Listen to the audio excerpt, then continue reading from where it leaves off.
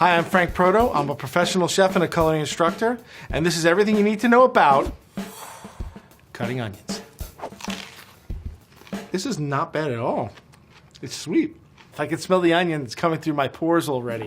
We'll be going over the best methods to peel and cut your onions with the least amount of tears. We're talking slicing, dicing, chopping, grating, just to name a few.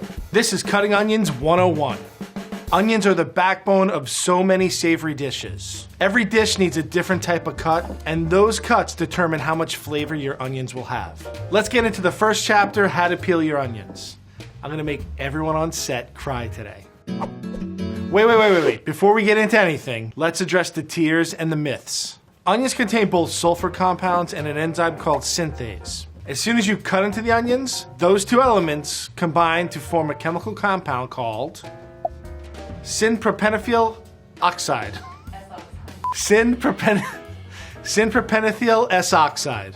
That compound's released into the air, and that's what irritates the glands in your eyes. There are a lot of myths and methods that people say will stop you from crying. Some of the methods that could work is make sure you cut with a sharp knife. Avoid cutting the onion near the root end. But honestly, the only thing that's ever worked for me is wearing my contact lenses. Now that we got all that out of the way, it's time to peel.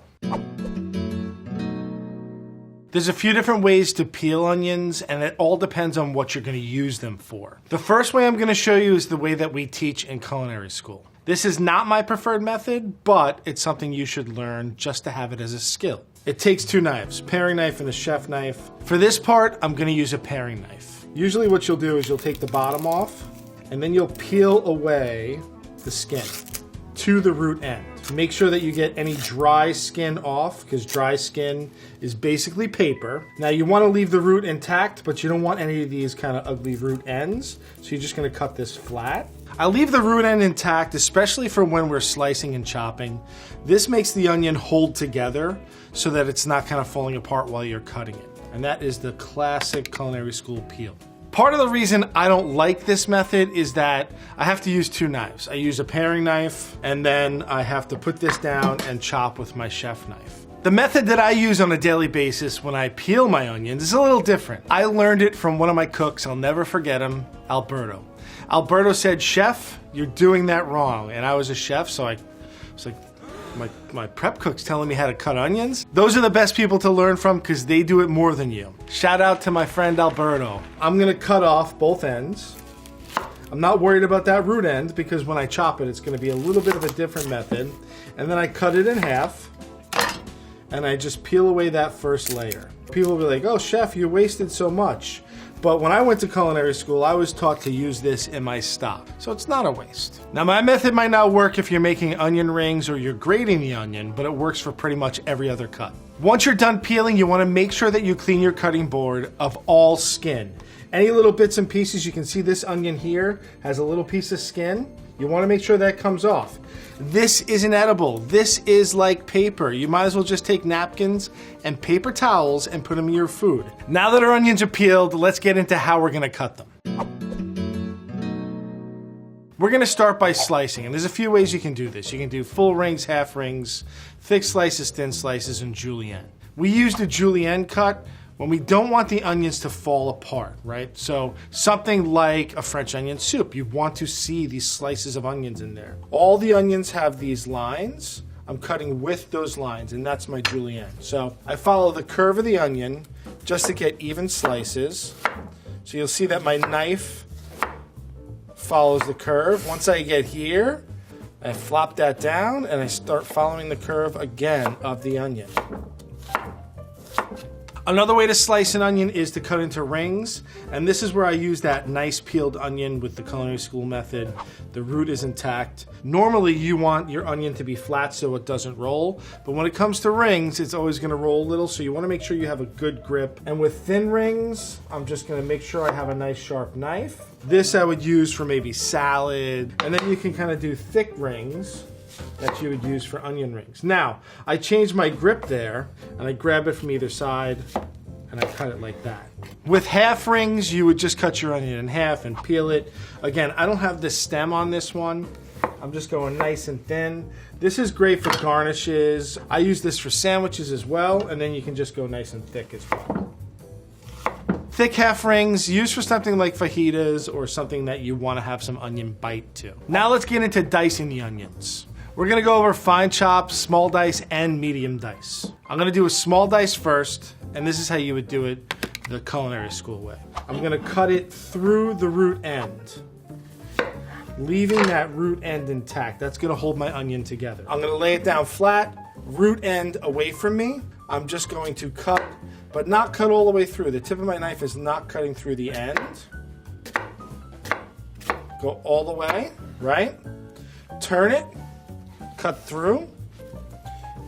We're going to rock our knife or go through and cut a small dice.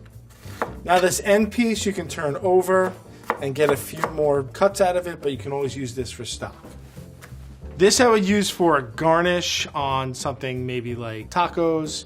I would also use this to kind of saute in a soup where I want the onions to kind of fall apart. Now I want to show you small dice with my method. It's similar to the culinary school method, it's just a lot quicker. I find that it's at least 1/3 quicker. I take the root end and I turn it away from it. Now I'm going to cut, but not all the way through. And basically what I'm doing here is I'm cutting it along its natural separations. I'm going to take my knife and follow the angle of the onion. Right when we get to this point, flop it down, and then just finish my dice. I always find this is a little safer. I don't particularly like cutting towards myself on the culinary school method, and it usually just falls apart along its natural separations. For the medium dice, it's the same method. We're just going to cut it bigger. Instead of getting it really small, we're just going to make our cuts bigger. And of course, I'm using my method here. I'm going to use this for things that I want to see the onions in. They're not going to melt like the small dice. There'll be some chunks of onions. Again, kind of soups, stews, and stuff like that. Let's get into the finely chopped onions, and this is really going to make you cry. The cut is really similar to the small dice, except I'm going to go really close together here. Again, a sharp knife really helps with this, right? And then we get in there and I get as close as humanly possible without slicing my fingers off. And if it's not small enough for you, then you get your knife in here and you rock and you get your nice fine chop. I'm not crying because I'm wearing my contact lenses. Is anyone else on the crew crying? Let me keep chopping. We'll see. We'll get there. Finely chopped onions you can use as a garnish. If you ever seen caviar service, they always have a little finely minced onions for that. And if you're not that fancy, you can cook it and use it in stuffings. They just kind of disappear. Is anyone? I'm feeling this now. So to get results like this, you can also use a food processor, or you can go on the internet and get one of these gadgets. Look, it has all the parts. Let's give it a go. I'm gonna take a half onion. There we go, snap it in. Are we ready for this? Look at that. That worked a lot better than I thought it would. I'm not usually a gadget guy, but that, I'm pretty impressed. That's it for dicing, let's move on to grating. This is a box grater. If you don't have one, go out and pick one up. Every house needs to have one of these. You have fine shredding, large shredding, grating, and then slicing. Slicing is kind of useless, just use a knife. But all the other sides are great. I'm usually grating onions for maybe something like meatballs, meatloaf, but especially when I make potato pancakes, that's what you want to do. This is perfect for potato pancakes. If you grate like this, I call this the granny method, right? Using a lot of muscle groups and you get tired really fast, I have a different method. I get myself a tray. I'm gonna lay my grater on its side and kind of hold these two together. So instead of grating, I'm taking my whole onion and I'm pushing, right? So I can use my body weight, and I have some considerable body weight to use, and you just push. Not only is it quicker, it's more efficient. I don't need to clean my board, and I don't need to scrape all of the gratings off of my board. My fingers are kind of angled up.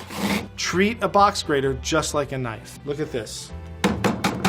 On the pungency scale, this is definitely a 10 out of 10. This is gonna make everybody cry. open a window, turn on the fan, get out of the kitchen. And if you eat this raw, you're definitely never gonna get kissed. And there you have it, all the onion cutting techniques you're ever gonna need in the kitchen.